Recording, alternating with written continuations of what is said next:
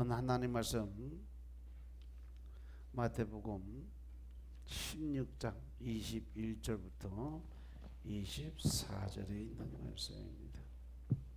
마태복음 16장 21절부터 24절의 말씀. 이때로부터 예수 그리스도께서 자기가 예루살렘에 올라가 장로들과 대제사장들과 서기관들에게 많은 고난을 받고 죽임을 당하고 제3일에 살아나야 할 것을 제자들에게 비로소 가르치시니, 베드로가 예수를 붙들고 가나여 가로되 주여 그리 마옵소서, 이 일이 결코 주에게 미치지 아니하리이다. 예수께서 돌이키시며 베드로에게 이르시되 사단아 내 뒤로 물러가라. 너는 나를 넘어지게 하는 자로다. 내가 하나님의 일을 생각지 아니하고 도리어 사람의 일을 생각하는도다 하시고, 이에 예수께서 제자들에게 이르시되 아무든지 나를 따라오려거든 자기를 부인하고 자기 십자가를 지고 나를 좇을 것이니라. 아멘. 할렐루야. 우리 하나님 참 좋으신 하나님이십니다. 아멘. 이 시간도 하나님의 은혜와 평강이 여러분들과 여러분들의 가정과 직장과 사업장 그리고 자녀들까지 하나님의 은혜가 흐르고 넘치도록 채워지길 주의 이름으로 축원합니다. 자, 우리 따라합니다. 나는 예수님 안에서 모든 사람들을 이해하고 용서하고 사랑하겠습니다. 우리 옆 사람과 같이 인사할까요? 제가 먼저 낮아지겠습니다. 제가 먼저 섬겨드리겠습니다. 제가 먼저 사랑하겠습니다. 할렐루야. 꼭 그렇게 하세요. 이 시간도 하나님께 영광 올려드리는 귀한 시간 되시길 주의 이름으로 축원합니다. 오늘 마태복음 16장 21절부터 24절의 말씀 가지고 우리가 주님을 따라가려면 어떻게 하는가 하는 제목을 말씀을 나누겠습니다. 자, 따라합니다. 주님을 따라가려면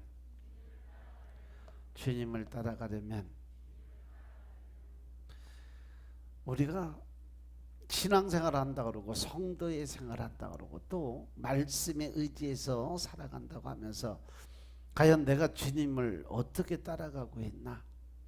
주님을 따라가려면 나는 어떤 삶을 살아야 될까? 바로 주님을 따르는 삶은 다른 거 없어요. 십자가를 따라가야 된다. 근데 십자가가 뭐냐? 고난과 멸시를 의미해요. 환난과 핍박을 의미하는 것이 십자가의 고난이에요. 이것은 뭐 다만 예수님을 믿는다고 해서 예수 믿는 사람들만에 있는 것이 아니에요. 누구에게나 고난과 환난과 역경은 다 있어요. 그런데 오늘 본문의 말씀을 보니까 예수님이 뭐라고 그래요? 이 십자가는 누가 지고 가야 된다? 자기가 감당해야 된다라는 결론을 하세요. 나를 따라오려거든 자기를 부인하고 자기 십자가를 지고 나를 따라와라. 과연 내 십자가는 뭘까?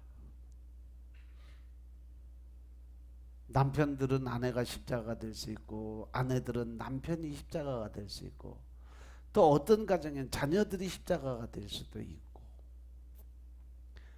그것은 반대로 이야기하면 우상이 될 수도 있다는 얘기도 돼요.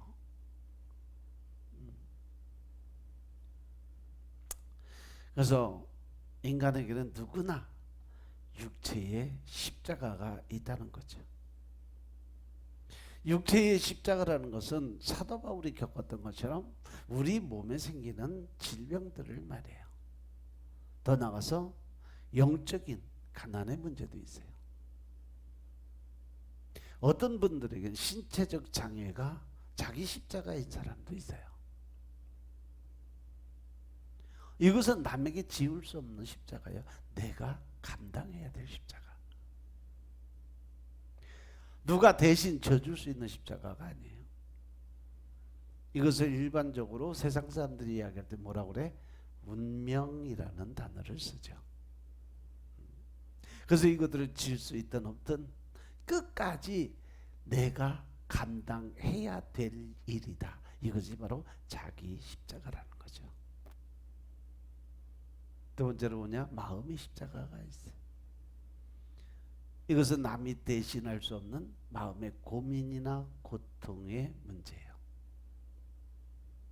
사실 남도 모르게 밤을 새고 눈물을 흘리며 탄식하고 괴로워하는 사람들 참 많이 있어요. 누구에게도 말을 할 수 없는, 말을 한다 할지라도 그 누가 대신 그 문제를 해결해 줄 수 없는 마음의 고통이 있어요. 그런데 이것 또한 자기가 져야 될 십자가라는 거죠. 세 번째로 뭐냐? 영적인 십자가. 이것은 저주와 멸망과 형벌을 의미합니다. 예수님을 믿지 않는 사람은 세상에서 모든 일어나는 일들 대수롭지 않게 생각을 해요. 때에 따라서는 재수가 없다라는 얘기로 넘어가요. 왜냐하면 영적인 세계를 알지 못하기 때문에 그래요. 그것이 모든 것이 마귀 사단의 공격이고 또 귀신들의 장난이라는 걸 모르기 때문에. 이렇듯 누구에게? 사람들에게는 모두 육체적인 십자가가 있는데 어떤 사람은 이것을 지지 못해서 정신적으로 이상한 증상들을 보여요. 너무 고통스러우니까 집을 나가고 때에 따라서는 자살하는 사람들까지도 생겨요. 그래서 우리는 이 모든 자신의 육체의 십자가들을 잘 감당해야 될 줄로 믿으시기 바랍니다. 아멘. 세상 사람들은 예수님을 믿고 따르고 증거하고 전하는 사람들, 그리고 예수 그리스도에 속한 사람들, 교회에 속한 사람들을 보고 뭐라 그래? 그리스도인, 그 성도라는 칭호를 붙여줘요.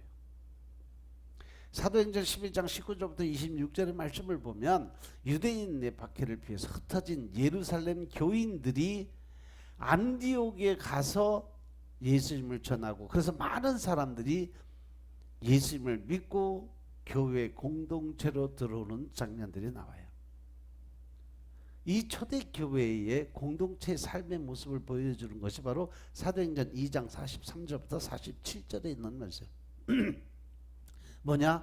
자기가 가진 소유들을 다 팔아서 가난하고 어려운 사람들과 나누고 베풀고 함께 모여서 예배를 드리고 예수님의 사랑으로 서로 떡을 떼고 나누며 교제를 나누고, 그리고 먼저 섬기고 희생하고 봉사하고, 그래서 온 백성들이 예수 믿는 사람들을 칭송했다라고 기록이 되어 있습니다.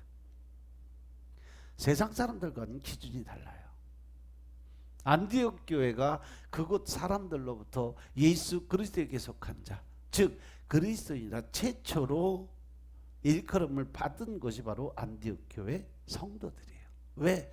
그들은요, 말씀에 의해서 하나님께 받은 것을 내 것하고 움켜진 것이 아니라 그것을 갖다가 다 받은 만큼 어떻게 나누고 베푸는 삶을 살았어요. 과거에 예수 즉 복음을 알지 못했을 때 다 내 것처럼 끌어안고 있던 부자 사람들도요, 예수님을 알고 깨닫고 나니까 내 것이 하나도 없다, 다 하나님 거다라는 것을 깨닫고 나니까 자기 가진 것들 다 갖다 팔았어. 그래서 그 돈을 갖다가 제단에 사도들 발 앞에 갖다 두고 사도들이 그것을 갖다가 어려운 사람들에게 나누고 베푸는 삶을 살아가게 만들었죠. 그래서 음악하는 사람들은 멜로디로서 자신을 증명하는 것처럼 그리스도인들은 자신이 그리스도 된 것을 증명할 수 있어야 돼요. 그런데 막상 우리가 사람들이 물어봐요. 당신 그리스도인입니까? 교회 다니세요? 예수 믿으세요? 그러면 내가 무엇으로 그리스도인인 것을 증명할 수 있을까? 당신이 그리스도인 거 무엇으로 증명할 수 있어요? 라고 질문을 하면 대답하는 사람들 거의 없어요. 그죠? 지금 이 순간 여러분들에게도 똑같은 질문이 오면 여러분들 뭐라고 그러고 내가 나 이래서 예수 믿는 사람이요 라고 자신 있게 말할 수 있는 게 뭘까? 과연 여러분들은 어떻게 내가 그리스도인인 것을 증명할 수 있을까요? 그냥 교회 다니니까 내가 교회 다니니까 난 그리스도인이에요. 내가 성도예요.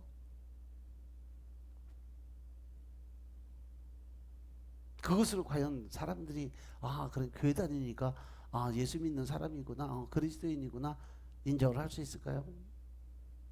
요즘에요 교회 다닌다고 하면 욕먹어요. 왜? 교회 다니는 사람들 못된 짓을 하도 많이 해갖고. 하지만 우리는 나는 예수를 믿고 구원을 받았고 영생을 얻었고 그래서 예수 그리스도에 속한 사람이다. 그래서 내가 그리스도인이라고 당당하게 고백할 수 있는 여러분들 되시길 주님을 축원합니다. 아멘. 그리고 확신을 그리고는 세상 사람들 앞에 당당하게 나는 예수 믿는 그리스도인이라고 공개할 수 있어야 되고 그뿐 아니라 사단의 유혹 앞에서도 나는 예수님 안에 있는 그리스도인이다. 나는 천국 백성이다. 따라서 사단아 떠나가라 물러가라 당당하게 밝힐 수 있는 신앙의 고백을 할 수 있어야 된다는 거죠. 오늘 본문 말씀에 보니까 예수님께서 제자들에게 장차 고난을 당하시고 죽임을 당하시고 3일 만에 내가 부활할 거다라고 말씀을 하세요.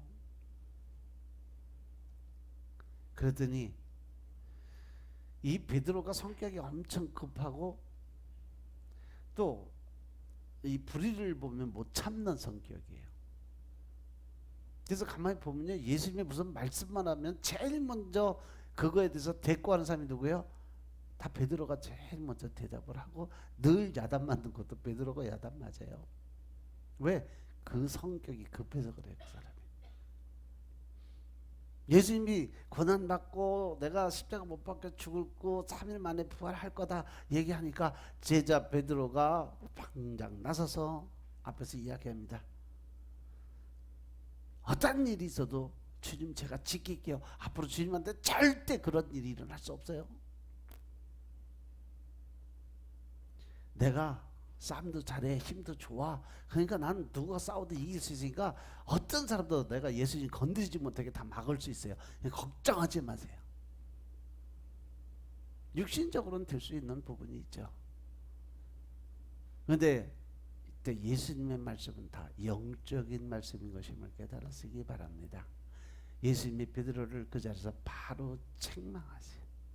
사단아 내 뒤로 물러가라.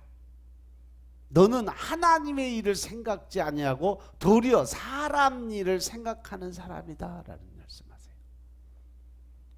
이 말씀 여러분들 깊이 묵상하시기 바랍니다. 나는 과연 하나님의 일을 제일 첫 번째로 놓고 일을 할까? 아니면 두 번째, 세 번째 내 자아가 내 생각이 내 뜻이 항상 앞서가는 건 아닐까?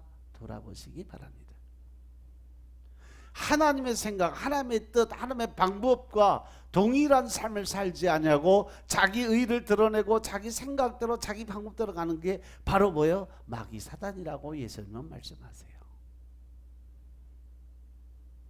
그래서 여러분들 매일 기도드리면서 기도의 팩트가 뭐냐? 하나님 제가 어떻게 할까요가 기도의 가장 중요한 부분이에요.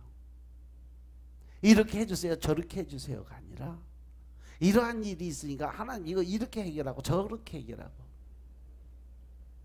이게 중요한 것이 아니라 이러한 문제가 있어요. 하나님 이 문제 해결하려면 어떻게 할까요? 이 문제를 어떻게 하면 해결할 수 있을까요? 질문을 던져서 하나님의 뜻을 구하는 게 기도예요. 아멘. 근데 베드로는 지금 당장 눈앞에 있는 일만 바라보니까 마귀 사단이 그 입술을 대신 달려 사는 거죠.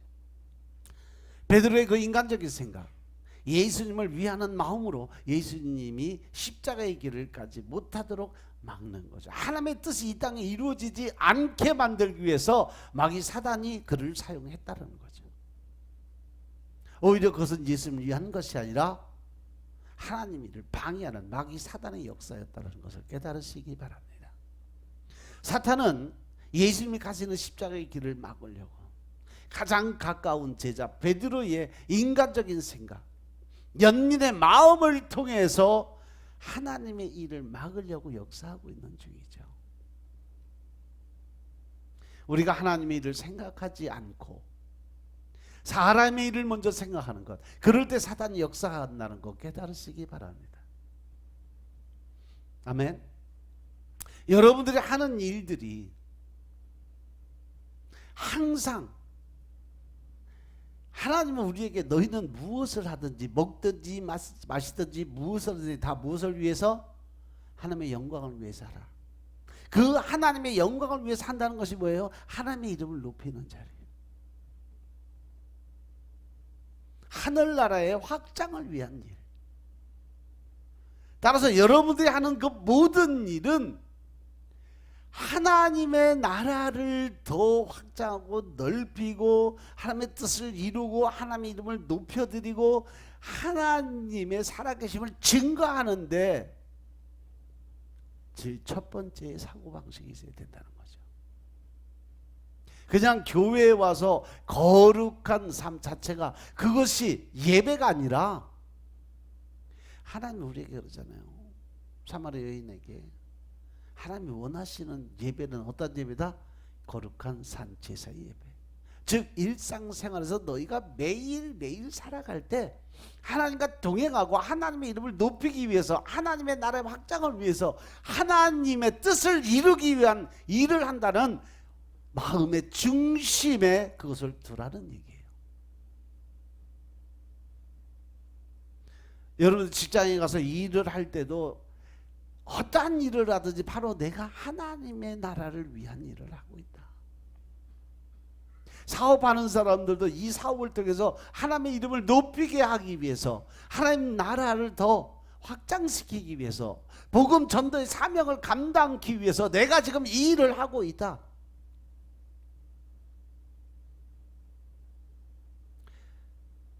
사업장도 마찬가지지만 직장생활도 마찬가지요. 학교도 선생님들 가르치는 직업을 가지고 있는 사람들도 마찬가지요. 그 가르치는 모든 한 사람 한 사람이 다 복음 전도자라는 사실 명심하시기 바랍니다. 그들에게 복음을 전하고 그들에게 사랑을 전하고 그들에게 용서와 이해와 사랑의 그 복음을 전할 수 있는 자리에 서 있어야 된다는 거죠.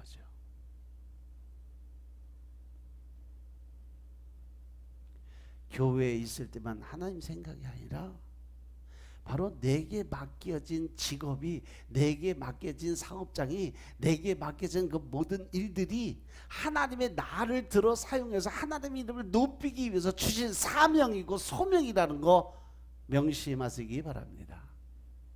아멘. 우리가 이 베드로의 모습을 보면서 저 안에 나 있다지. 늘 우리는요 어떠한 일을 하면서 하나님의 이름을 제일 먼저 생각하는 것이 아니라 지금 내게 주어진 환경과 조건을 먼저 늘 생각해요. 그리고 사람들을 쳐다보니까 하나님은 늘 4번 5번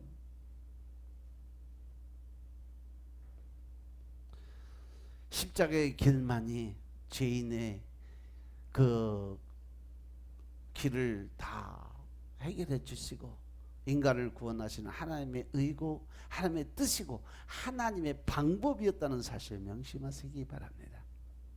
로마서 3장 9절부터 26절의 말씀 보면 의인은 없다, 하나도 없다라고 말씀하세요. 또 선한 율법의 행위로, 선한 행위로, 공로로 하나님 앞에 의롭다함을 얻을 육체가 하나도 없다. 자기 의를 들여서 자기 방법으로 자기가 이루어진 어떤 업적을 통해서 하나님이 잘했다 칭찬하는 사람은 없다. 이렇게 말씀하세요. 이 말씀을 깊이 들어가 보면요 우리는 인생 살아가는 것 자체가 절망이에요. 왜? 늘 나는 내 중심으로 살았으니까. 하나님의 중심으로 살아본 적이 거의 없으니까. 현실과 환경과 조건 따지면서 늘 하나님의 그 생각이나 하나님의 뜻이나 하나님의 방법은 늘 뒷전이었으니까. 그리고 나는 늘 마귀 사단에게 뭐요? 감사를 빼앗기고 살아가고 있었으니까요.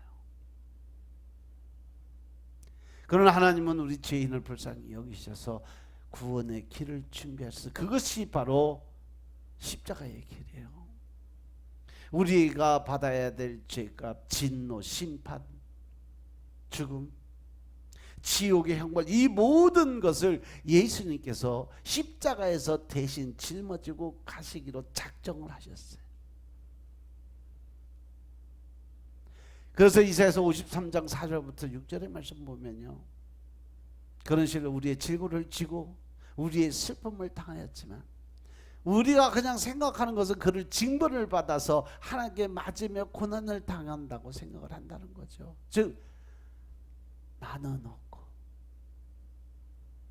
내 안에 예수님은 없고 자아만 살아있어. 그래서 예수님이 십자가 못 박혀 돌아가신 것은 그분이 죄졌다, 그분의 죄 때문에 그런 거다. 하지만 하나님은 그가 죄되면 우리의 허물을 인함이고 그가 상하는 우리의 죄악을 인함이고 그가 징계를 받으면 우리가 평안을 누리고 더 나아가서 그가 채찍에 맞음으로 우리가 모든 질병에서 노임을 받는 역사가 일어나게 돼 있다. 그럼에도 불구하고 6절에 보면 우리는 다 양 같아서 그렇 행하며 각기 제 길로 갔거늘.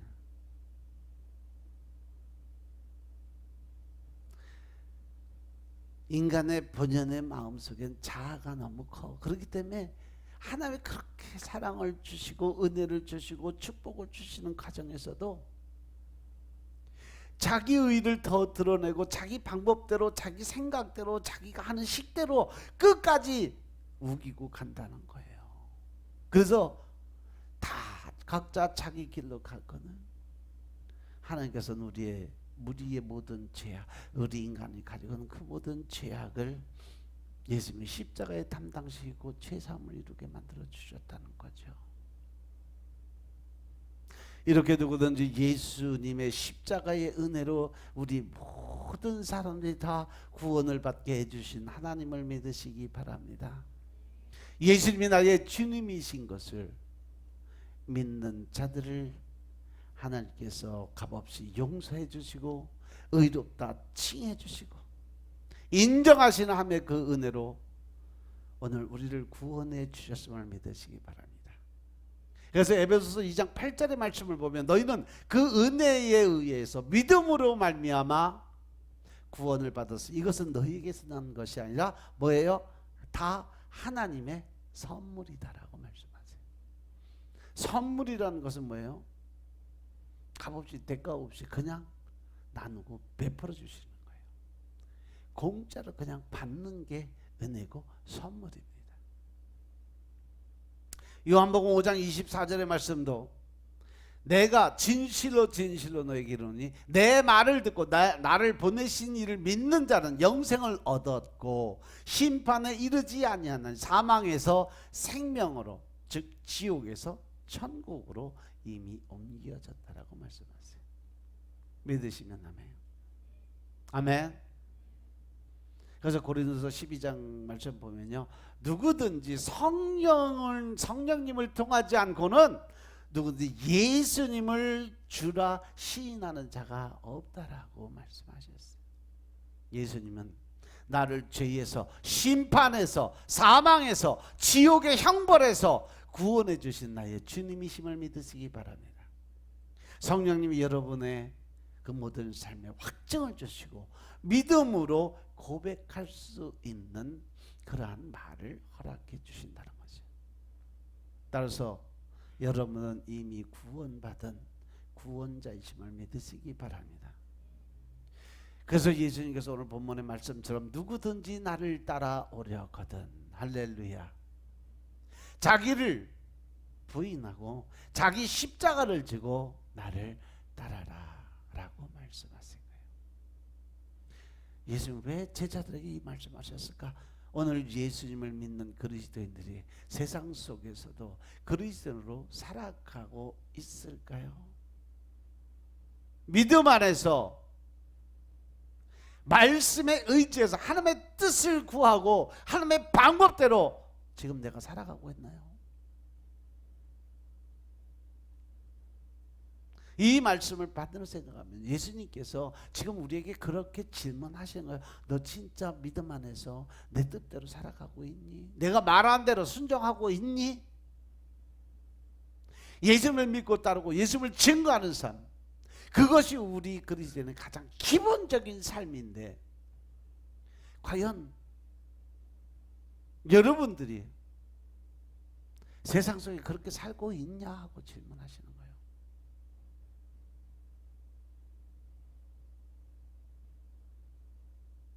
내 이웃을 내 몸과 같이 사랑하라고 그랬는데, 내 원수도 그렇게 사랑하라고 하셨는데, 나한테 해코지하는 사람, 또 나를 힘들게 하고 어렵게 하는 사람, 과연 내가 사랑하고 끝까지 중보하며 기도드리며 하나님의 뜻을 이루기 위해서 성령님이 그 안에 운행하시기를 위해서 죽기 살기로 매달려서 기도드려 본 적 있나요? 작정하고 기도드리며 하나님의 뜻을 이루기 위해서 내가 얼마나 노력을 했나요?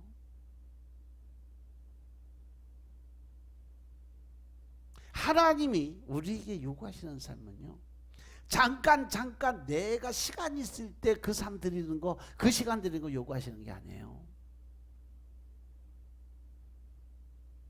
전능하신 그분이 내 믿음의 양이 찰 때까지 내게 요구하시는 그 삶이 이루어지기 위해서는 하나님의 원하시는 분량의 그 믿음의 그 노력이 반드시 필요하다는 거죠.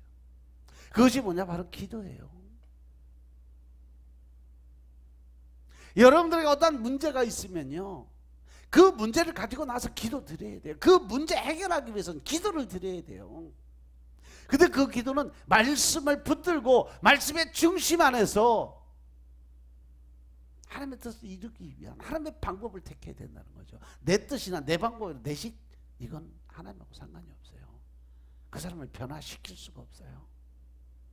하나님이 일을 하셔야, 나는 할 수 없지만 내 안에 계신 그 성령님이 일을 할 수 있게끔 나의 모두를 올려드릴 수 있는 삶이 반드시 필요하다는 거죠. 아멘. 로마서 12장 2절의 말씀을 보면, 너희는 이 세대를 본받지 말고 오직 마음을 새롭게 함으로, 어떻게 새롭게 해요? 말씀 안에서요, 변화된 삶을 살아야 돼요. 내가 새롭게 변한다는 것은 과거의 내 삶의 모든 것이 완전히 다 없어져 버려야 돼요. 내가 죽어야 돼요. 그게 바로 내려놓음이에요. 내려놓으면, 즉 내 생각, 내 방법, 내 뜻, 내 모든 것은 다 없애고 그 안에 오직 하나님이 일하실 것을 믿는 믿음이 필요하다는 거죠. 그것이 바로 성령 하나님을 의지하는 삶이죠. 그래서 오직 마음을 새롭게 해서 변화를 받아서 하나님의 선하시고 기뻐하시고 온전하신 뜻이 무엇인지 분별하라고 말씀하세요. 이래서 우리가 기도드릴 때 주님 측에도 영분별의 은사를 주옵소서라고 기도를 드려야 된다는 사실이죠. 아멘. 내가 영분별의 은사를 받기 위해서는요, 하나님은 구하지 아니하니까 너에게 그런 은사를 안 주신다고 그랬어. 내가 그러면 원하는 게 있으면 그것이 이루어질 때까지 끝까지 매달려서 기도 드리는 거예요. 언제까지? 이루어질 때까지요. 제가 요즘 계속 창세기 하면서 아브라함이 그 모든 것을 이루기 위해서 몇 년, 몇십 년을 기다리고, 이삭이 그랬고 야곱이 그랬고요. 이 모세 하나 들어쓰기 위해서 하나님은 80년을 기다리시면서 그 사람을 변화시켜서 들었었어요. 그런데 우리는 다른 사람이 변화되는 걸 놓고 얼마나 기도를 드리고 얼마나 작정을 했고 얼마나 나 전부를 드리며 하나님 앞에 내려놓음을 통한 교통을 이루었냐는 거죠.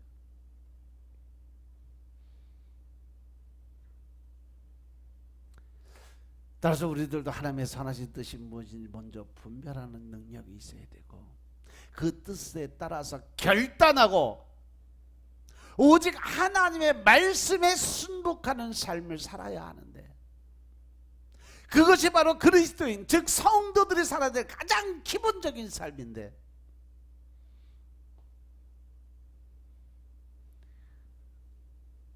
2절의 말씀처럼 나는 혹시 세상을 본받고 살아가고 있는 건 아닌지, 이 세대를 본받고 좌로나 우로나 흔들리며 늘 환경 조건 따져가며 자기 유익적인 삶을 살아가고 있는 건 아닌지 한번 돌아보시기 바랍니다. 그렇다면 우리가 그리스도를 산다는 것이 무슨 의미가 있을까?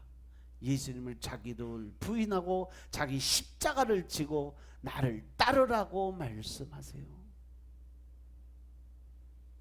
나를 부인하고 내가 십자가를 지고 예수님을 따라갈 수 있는 삶, 그게 뭐냐? 갈라디아서 2장 20절 말씀. 내가 그리스도와 함께 십자가에 못 박혀 죽었다. 내가 죽어야 된다는 거죠. 아멘. 그러니까 이제는 내가 사는 것이 아니라 오직 내 안에 그리스도께서 사는 것이다. 즉 나는 죽고 내 안에 계신 예수님으로 살아가는 거예요. 예수님으로 살아간다는 것은 내가 말씀대로 순종하는 복종하는 믿음을 갖고 살아야 된다. 거기에는 내 지식이나 환경이나 조건, 사람들 어떤 소리든 상관이 없다는 얘기죠.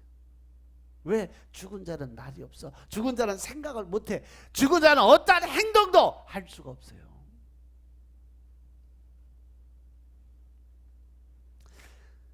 내가 이제 육체 가운데 사는 것은 나를 사랑하사 나를 위해서 자기 몸을 버리신 하나님의 아들을 믿는 믿음 안에서 사는 것이 그리스도인의 삶이라는 거죠. 아멘.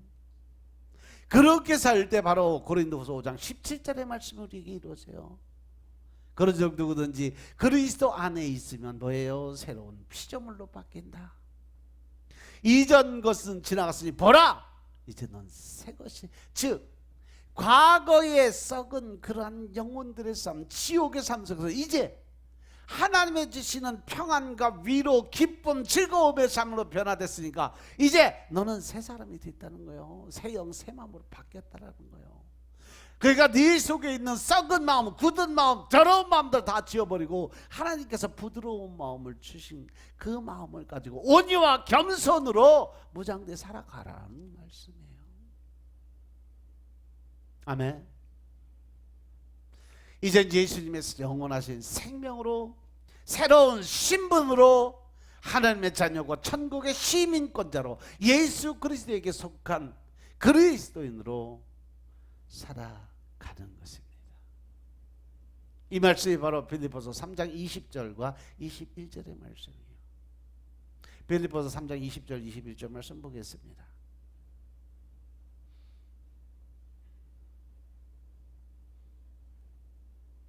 오직 우리의 시민권은 하늘에 있는지라. 거기로서 구원하는 자 곧 주 예수 그리스도를 기다리노니 그가 만물을 자기에게 복종케 하실 수 있는 자의 역사로 우리의 낮은 몸을 자기 영광의 몸의 형체와 같이 변케 하시리라. 아멘. 천국의 소망을 갖고 있는 천국 시민권은 하늘에 있는 자라고 그랬어요. 거기에서 구원하는 자 곧 예수 그리스도를 기다리는 사람들, 바로 우리가 새로운 피조물로서 변화되면 예수님의 몸의 형체와 같이 부활의 생명을 얻게 되고 더 나아가서 영원히 살아가는 천국 백성으로 인정해 주시겠다고 약속하시는 말씀인 것임을 깨달으시기 바랍니다. 마르틴 로이드 존스 목사님이 그리스도인이 된다는 것은요, 하나님께서 성령을 통해서 여러분들에게 새 생명을 주셨다는 것을 의미한다. 즉 다시 말해서 그리스도인이 된다는 것은 우리가 새롭게 재창조되었다는 것을 의미하는 거예요. 그러니까 과거의 삶은 내한테 필요가 있다 없다? 없다라는 거죠. 그래서 이사야서 43장 18절 말씀이 필요한 거예요. 과거의 내 모든 것은 다 썩은 옛 구습들은 다 벗어버려라는 거죠. 다 버리고 생각지도 말라고 말씀하시는 거예요. 아멘. 그래서 그리스도인을 산다는 것은 하나님께서 성령을 통해서 여러분 영혼 안에 일을 하고 계신다는 것을 의미하고 있음을 깨달으시기 바랍니다. 왜? 이전 것을 기억하지 말고 옛적 일을 생각지도 말아라. 과거에 그 사람이 어떻게 살았던, 과거에 어떠한 모습이었던지 기억하지도 마라. 왜? 19절에 보니까 이제 내가 무엇을 한다? 새 일을 행하시겠다고 말씀하세요. 봐라, 네 앞에 그것이 현실되어 나타날 것이다. 너희가 그것을 알지 못하느냐? 정녕 내가 광야의 길과 사막의 강을 내리니 장차 들짐승 곧 실랑과 및 타조도 나를 존경할 것을 내가 광야의 물들을 사막의 강들을 내며 내 백성 나의 택한 자로 마시게 할 것이기 때문에 그렇다라고 말씀하세요. 우리가 그리스도인이라는 것은 그리스도의 사람이다라는 의미예요. 즉 다시 말해서 그리스도인이라는 사람들은 누구냐? 하나님의 자녀라는 거죠. 하나님의 백성이라는 겁니다. 아멘. 내가 인생의 주인이 아니라 예수님을 내 인생의 주인으로 모셔드리는 거예요. 즉 성령의 세례를 받아야 된다. 그래서 나는 주님의 것이고, 그러면 예수님이 내 안에 계셔 나를 주관하시고, 나는 예수님의 영원한 생명의 능력으로 예수님이 주신 그 주권 안에 살아가게 된다. 사도행전 1장 8절의 말씀처럼 오직 너희에게 뭐가 임하면 성령이 임하시면 너희가 하나님의 권세 능력 즉 권능을 받고 온 유대와 사마리아 땅 끝까지 이르러 복음의 증인이 되게, 즉 하나님의 권세와 능력을 사용하게 되니까 증인이 될 수 있다는 거예요. 기적과 이적의 주인공이 될 수 있다. 그래서 살아계신 하나님이 어떤 분이고 증거하는 사람이 되게 될 것이다. 이 말씀이에요. 그리스도 안에 살아간다는 것이 예수 그리스도의 능력으로 산다는 것이 얼마나 복된 일인지 이 시간 깨달으시기 바랍니다. 고린도후서 4장 7절부터 10절의 말씀을 보시면 우리가 받은 그 모든 은혜, 하나님의 주신 권세와 능력, 이것이 하나님이 우리에게 주신 뭐라 그래요? 보배라는 표현을 쓰세요. 읽어봐라. 7절부터 10절.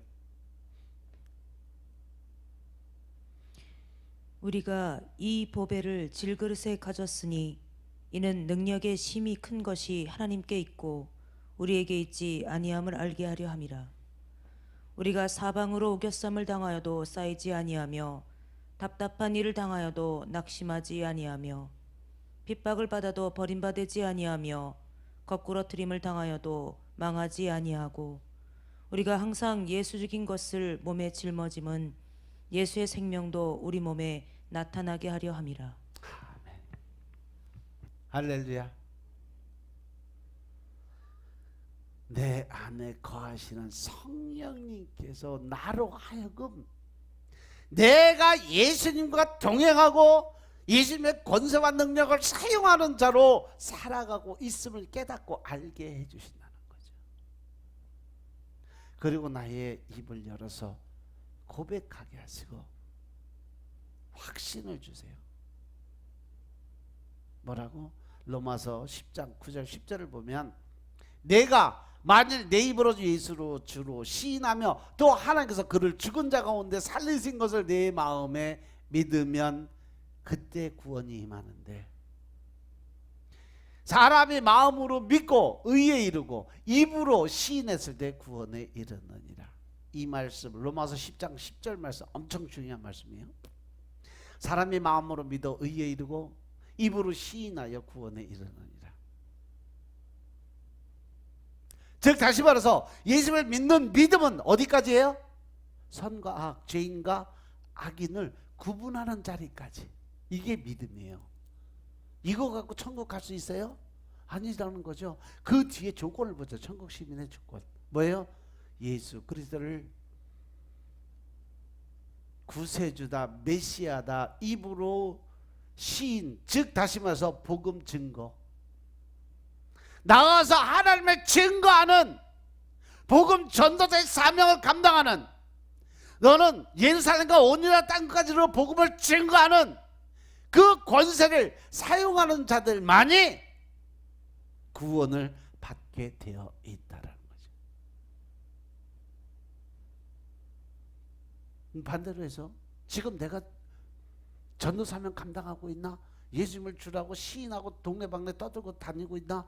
직장에서 내가 그리스도인이고 나 예수 믿는 사람이니까 내가 이런 것은 안 하고 못하고 절제하고, 또 온유와 겸손의 마음으로 사람들에게 나누고 베푸는 삶을 살아가고 있나? 하나님의 이름을 높이기 위해서 내 생각 내 뜻 다 죽이고 나를 핍박하고 구박하는 그 사람들에게 복음을 증거하고 사랑을 나누고 베푸는 삶을 살아가고 있나? 이것이 안 되면 하나님 백성, 천국 백성이 아니라는 거예요. 믿으시면 아멘. 마음으로 믿고, 이것이 마음속으로 믿는, 믿음 맞는 선과 악에 구별할 수 있는 부분. 구원은 그 입으로 예수를 주라 시인하는, 즉 다시 말해서 복음 증거자의 사명을 감당하는 자들이 구원에 이른다. 우리가 돌아보면 진짜 내가 그리스도인이 된 것은 나의 어떤 자격이나 나의 공로가 아니라 하나님의 은혜고 예수 그리스도의 십자가 대속의 은혜임을 분명히 기억하시기 바랍니다. 그래서 하나님께서 나를 구원해 주셨고, 또 그 구원에 대한 확신을 가져야 우리는 하나님으로서 인정을 받는다는 거죠. 그래야 신앙이 견고하고 어떠한 상황 속에 어느 자리에도 그리스도인으로서 굳건한 믿음을 살아갈 수 있음을 믿으시기 바랍니다. 그것이 바로 그리스도인으로서 살아가는, 올바르게 살아가는 삶의 모습이라는 거예요.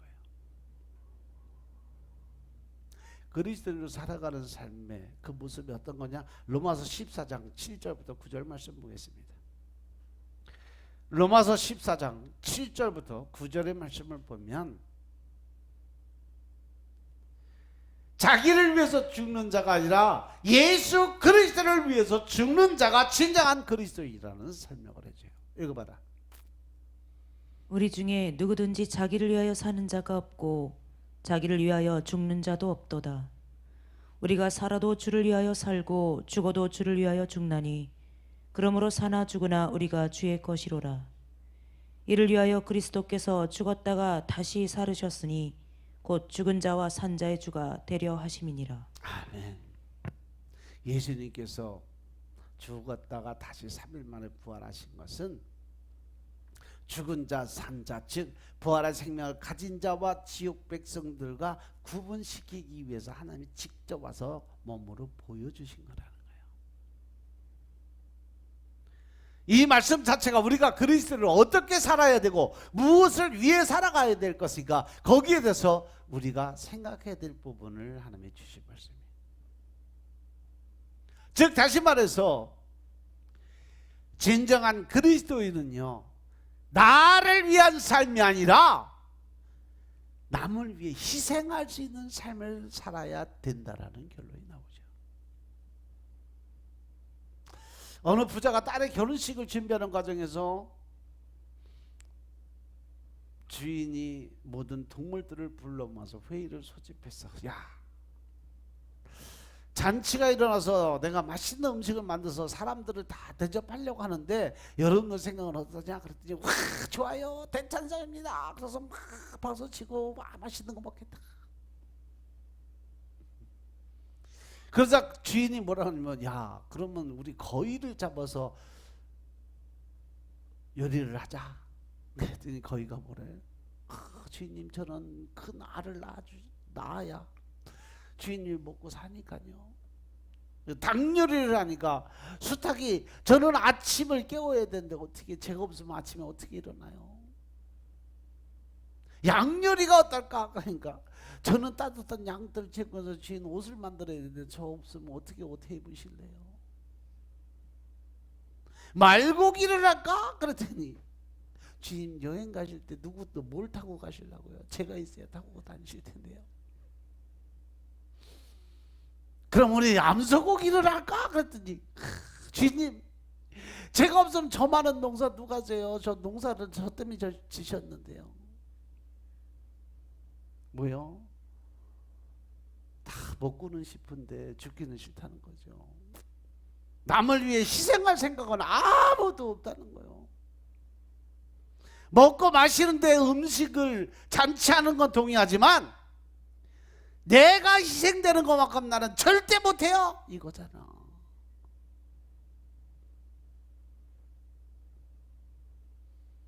누구 같아? 나잖아. 나. 하나님이 이거 해라 저거 해라. 나 이래서 못하고 저래서 못하고요. 밭일을 하든지 알을 낳든지 옷을 입을 양털을 좀 주든지 난 이래서 못하고 저래서 못하고 핑계거리는 많아요. 사도 바울은요 그리스도의 삶의 목적이 자기를 위한 이기심에 있지 않고 그리스도를 위함에 있다고 설명을 합니다. 과연 내가 오늘을 사는 목적이 뭘까?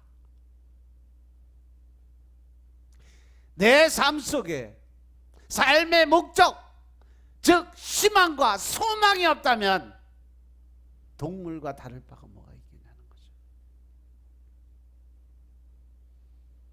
바람에 그냥 밀려다니는 돛담배처럼 상관없이 그런 사는 인생은 너무 험한 인생이죠.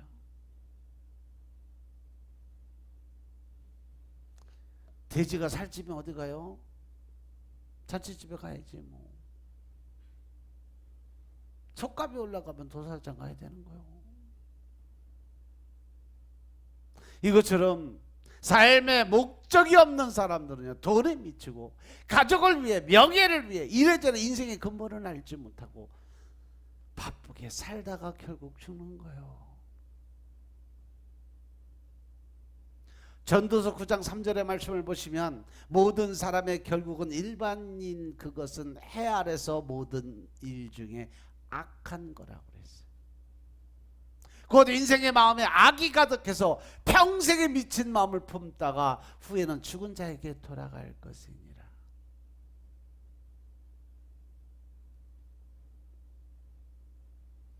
예수님이 이 자리에 와서 너 왜 사니?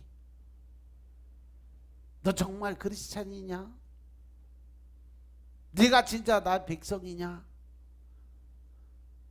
물으신다면 여러분들 거기에 대답할 수 있는 확실한 자기 믿음에 확신을 갖고 살아가야 될 줄로 믿으시기 바랍니다. 바로 성도의 존재는 예수님의 피로 산 것이라는 것을 알아야 된다는 거죠. 예수님을 믿는다라는 것은 예수님의 피로 사신 받으신 예수님이란, 즉 내가 예수님과 하나가 됐다는 것을 뜻하는 거예요. 그러면 나도 예수님처럼 살아야 되잖아. 그럼 예수님이 어떻게 산다고 그러세요? 나는 온유하고 겸손한 자라고 말씀하셨어요. 너희들의 수고하고 무거운 짐 대신 내가 다 짊어지고 나는 쉽고 편안한 십자가를 너희들한테 주기 위해서 이 땅에 오셨다고 하신 분이 예수님이세요. 그럼 남을 위해 희생할 준비가 돼 있어야 되고 남을 도와줄 수 있는 마음의 여유가 있어야 되고요. 혈기, 분노, 짜증과는 상관없이 그러려니 하고 살아가는 삶이 반드시 필요하다. 아멘. 이 사실을 깨닫지 못하고 자기 의를 드러내고 자기식, 자기 방법, 그러다 보면 혈기, 분노, 짜증으로 인해서 제대로 된 신앙의 은혜 안에 들어가지 못하는 성도들이 얼마나 많은지 몰라요. 로마서 14장 8절에 우리가 주의 것이라고 한 것은 우리 성도가 세속적이었을 때는 자기를 위한 존재였지만 이제 주님의 피값으로 해서 구속과 대속의 은혜를 받은 지금 나는 이제 하나님의 자녀로서 거듭났다. 갈라디아서 2장 20절의 말씀 내게 이루어졌다라는 고백을 드리는 삶과 같다라는 거죠.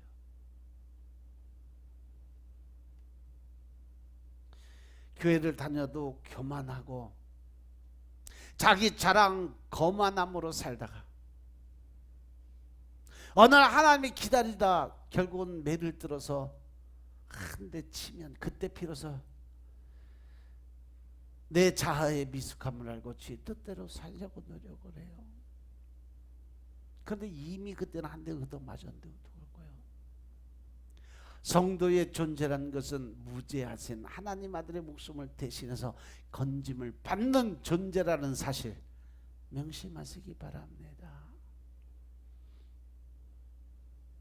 우리 인간은요, 내 존재가 무엇이냐 아는 대로 살아가게 되어 있습니다.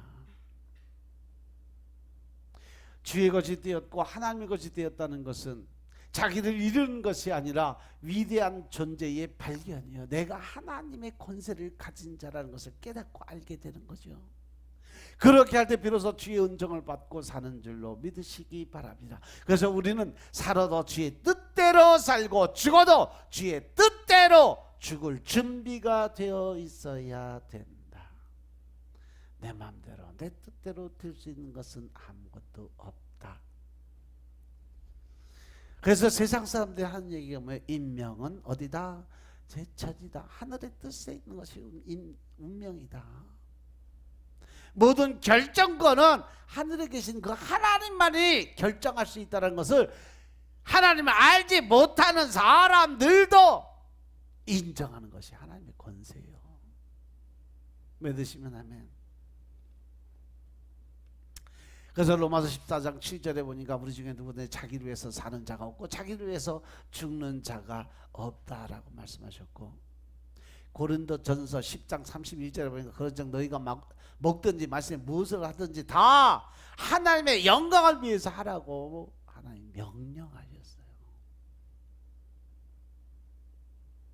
그러니까 여러분들이 하는 일이 다 직장 생활이건 사업장이건 또 나가서 어떤 사람을 만나던 다 그것은 무엇을 위해서 하는 거다? 하나님의 영광을 위해서 해야 된다는 사명감을 갖고 살라는 거죠. 복음 전도가 우리에게 하나님의 주신 소명이라는 것 분명히 명심하시기 바랍니다. 아멘.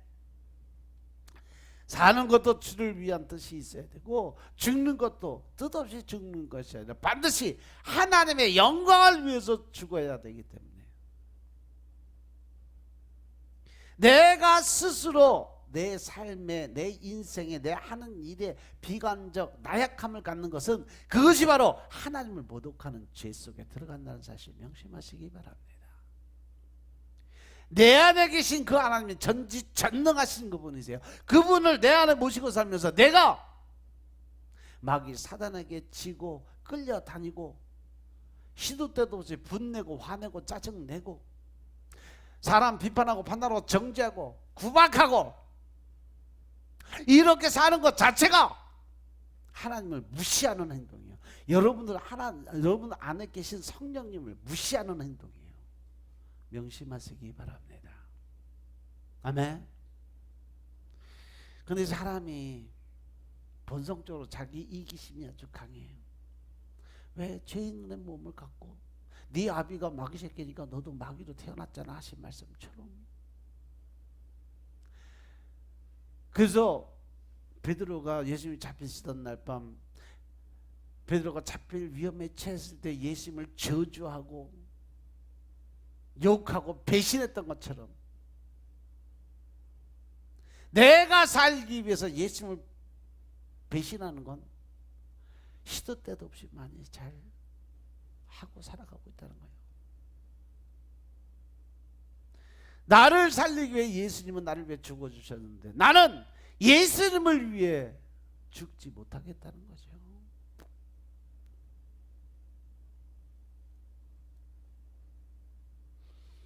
이기심은 일상생활 속에서 직간접적으로 남에게 해를 끼친다는 사실 명심하시기 바랍니다. 흔한 예로 길가에 휴지 조각 하나 던지는 거, 아무 의식 없는 행위지만 결국 타인들에게 그것으로 인해서 해가 된다는 사실 명심하시기 바랍니다. 특히 사업하시는 분들이요, 돈은 벌어도 다른 사람들에게 해를 끼치지 않는 돈을 벌어야 된다는 사실 늘 명심하시기 바랍니다. 말세가 되면 디모데후서 3장 2절에 사람들은 자기를 사랑하고 돈을 사랑하고 자긍하고 교만한다 그랬어요. 말세가 될 때의 모습이 디모데후서 3장 1절부터 5절의 말씀에 있습니다. 디모데후서 3장 1절부터 5절의 말씀 보겠습니다. 말세가 되면, 그때 되면 너희들이 고통하는 때가 이르게 될 거야. 많은 환난과 연단이 다가올 거야. 읽어봐라. 내가 이것을 알라. 말세에 고통하는 때가 이르리니 사람들은 자기를 사랑하며 돈을 사랑하며 자긍하며 교만하며 회방하며 부모를 거역하며 감사치 아니하며 거룩하지 아니하며 무정하며 원통함을 풀지 아니하며 참소하며 절제하지 못하며 사나우며 선한 것을 좋아 아니하며 배반하여 팔며 조급하며 자고하며 쾌락을 사랑하기를 하나님 사랑하는 것보다 더하며 경건의 모양은 있으나 경건의 능력은 부인하는 자니 이 같은 자들에게서 내가 돌아서라. 아멘. 할렐루야. 이 말씀을 한마디로 딱 정의하면 뭐냐면, 하나님의 그 뜻에 부합하는 사람들과 교제도 하지 말고 아예 인연 끊고 살으라는 얘기예요. 마지막 때 자기를 위해 돈을 모으고 명예를 위해 산다면 결국은 자아를 상실하고 허무하고 자살하거나 아니면 허탈한 인생을 살다가 죽어버릴 수밖에 없다. 그런데 성도는 삶의 근본을 알고 또한 천국의 소망을 갖고 사는 사람들로 인해서 우리가 주님의 피로 값줘 사신 받은 존귀한 인생임을 자각하고 살아야 된다는 거죠. 아멘. 주를 위해 봉사하고 이웃에게 해를 끼치지 않고 오히려 돕는 삶을 산다는 것은 값비싼 말로 헌신적이기 때문에 우리 자신이 잘 되는 길이라는 사실 먼저 깨달아 알아야 된다는 사실 명심하시기 바랍니다. 결국 하나님께서 복 주시는 삶의 처세라는 것을 알고 내가 사는 목적이 자아의 욕심을 채우는 것이 아니라 주님을 위한 삶이고 이웃을 위한 삶이 되도록 노력하는 여러분들이 되시길 주님을 축원합니다. 고린도전서 10장 31절의 말씀처럼 너희가 먹든지 마시든지 무엇을 다 하나님의 영광을 위해서 하라는 말씀처럼 이 시간에 주님이 이 세상 어느 자리에서라도 예수를 믿고 따르고 증거하는, 제가 예수님의 증인으로 살겠습니다라는 고백을 드리는 믿음의 주인공들 되시길 주님으로 축원합니다. 예수님 요한복음 16장 31절 보면 너희가 세상에서 환난을 당하지만 너희는 끝까지 어떻게 담대해라. 왜? 내가 이 세상을 이겼다. 즉 마귀 사단의 권세를 내가 이미 이겼다. 그러니까 너희는 세상에 휘둘리지 말아라. 세상에 속하지 말아라. 담대하게 들고 나아가라. 근심 걱정하지 마라. 모든 근심 걱정 염려 다 내게 맡겨라. 빌립보서 4장의 말씀이에요. 그 근심 걱정 때문에 결국 하나님을 떠나는 일을 벌이지 말라는 거예요.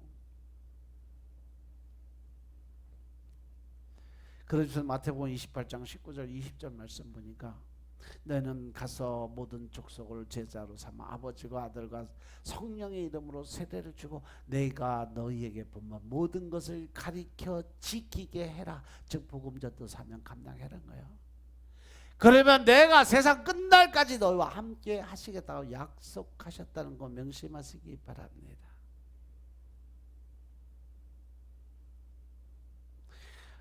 로마서 8장 26절부터 28절의 말씀. 뭐야, 시간 언제 이렇게 됐어? 10분만 더 하자. 싫으면 끝내고.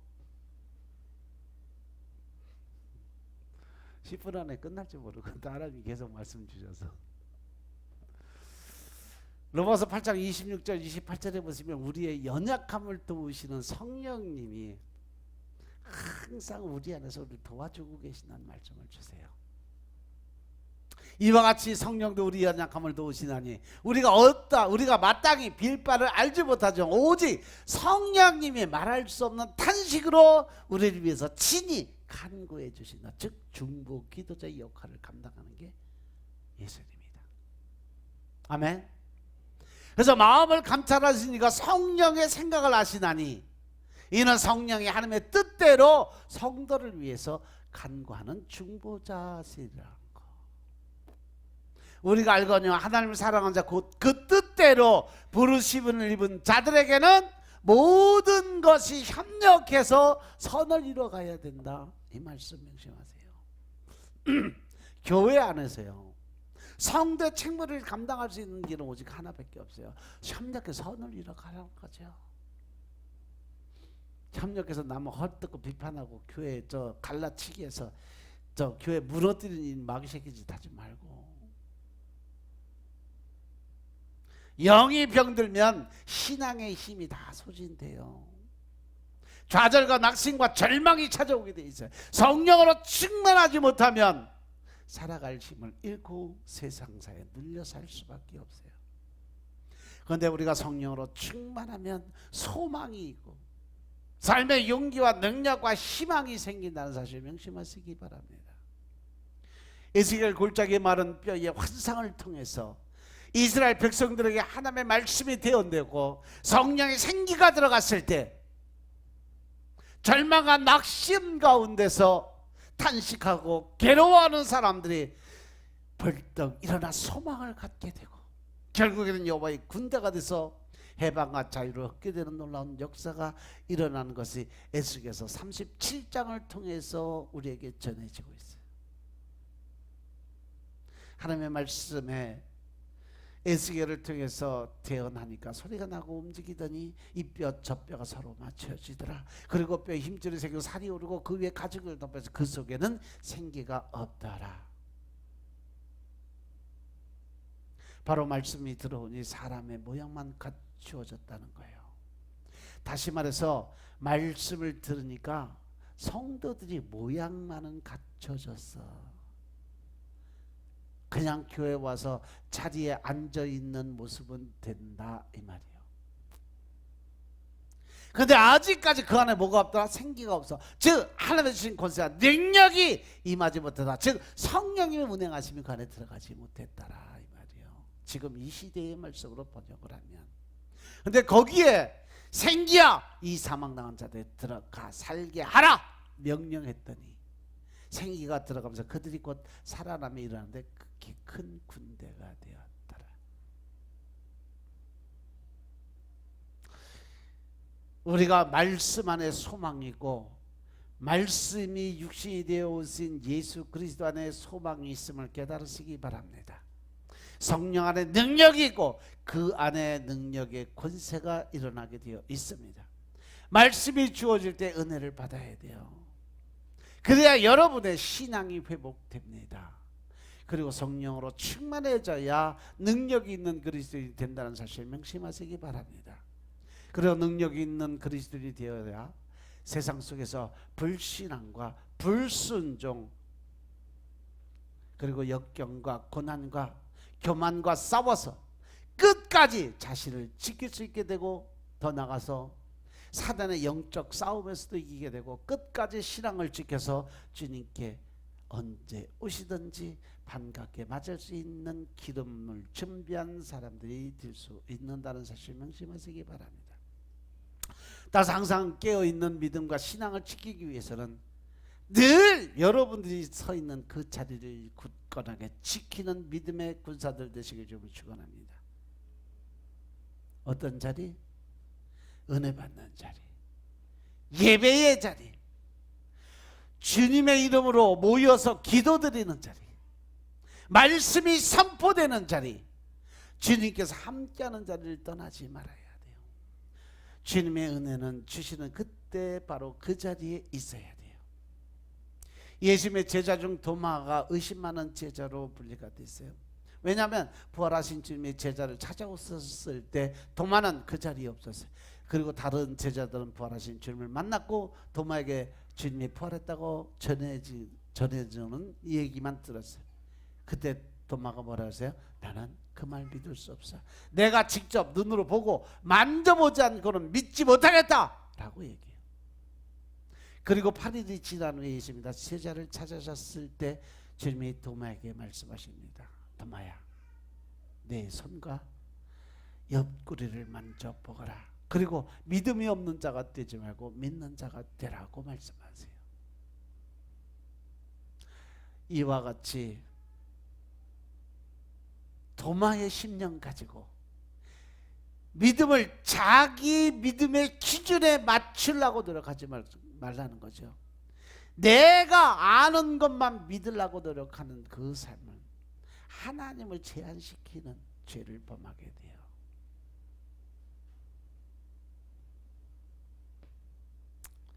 우리는 언제나 하나님의 결정에 따른 삶에 순종하는 삶을 살아야 됩니다. 그래서 성령님은 우리와 함께 계시고 연약할 때 우리를 도와주시는 분이에요. 우리가 분별력이 없어서 마음이 혼미한 상태에 늘 있으면서 이거냐 저거냐 결정을 못 내릴 때, 그때마다 우리는 엎드려 기도드리며 성령님의 인도하심을 구해야 될 줄로 깨달으시기 바랍니다. 성경에는 너희 속에 계신 이는 하나님이시 저가 마음의 소원을 행하게 하신다고 얘기해요. 내가 기도드릴 때 끊임없이 소원이 일어나고 마음에 확실히 든다면 성령님이, 하나님이 성령님을 통해서 내게 말씀하신 줄로 믿으시기 바랍니다. 우리가 비록 연약하고 부족하지만 성령님의 도심으로 우리는 넉넉하게 모든 걸 이기고 나아갈 수 있음을 깨달으시기 바랍니다. 늘 우리를 하나님의 강한 오른손의 굳건한 능력의 손으로 우리를 도우시는 하나님을 믿으시고 의지함으로 늘 승리하는 삶을 사시길 주님으로 축원합니다. 이 시간 함께 하신 성령님께서 여러분 가운데 충만하길 주님으로 축원합니다. 성령님을 환영하고 인정하고 받아들이시기 바랍니다. 늘 하나님을 바라보면서 기도를 드리면 하나님은 너희가 인생이 끝나늘까지 내가 동행해 주시겠다고 약속하셨음을 믿으시기 바랍니다. 그 하나님과 동행하는 여러분들의 삶이 되시길 주로 축원합니다. 기도드리겠습니다. 아버지 하나님 감사드립니다. 우리가 믿음 안에서 늘 하나님의 의를 드러내고 주님의 뜻을 깨닫고 알게 하시니 감사합니다. 늘 신령과 진정의 마음으로 하나님의 의를 나타나게 하시니 감사합니다. 이제부터 더 큰 능력에 하나님의 것인 더 큰 하나님의 사랑으로 살아가게 축복하옵소서. 모든 말씀 우리 주 예수 그리스도의 이름으로 감사드리며 기도드려서옵나이다. 아멘.